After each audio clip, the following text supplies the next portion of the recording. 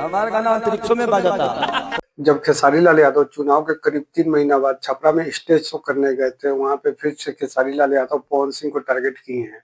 जो पवन सिंह सिद्धार्थनगर उत्सव में खेसारी लाल यादव के बारे में बोले हुए थे कि अब खेसारी लाल यादव का गाना धरती पर नहीं अब अंतरिक्ष में बजेगा।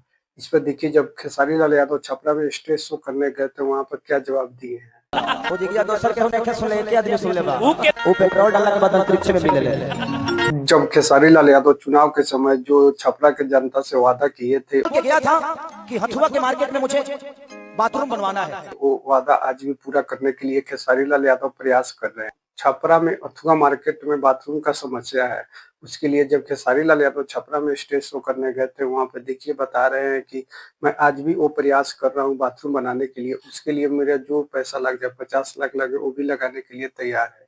देखिए खेसारी लाल यादव क्या बोले हैं। आज भी मैं कायम हूँ, 50 लाख रुपया लगेगा केसरिया, वो बाथरूम बनवा के ही तब लेगा।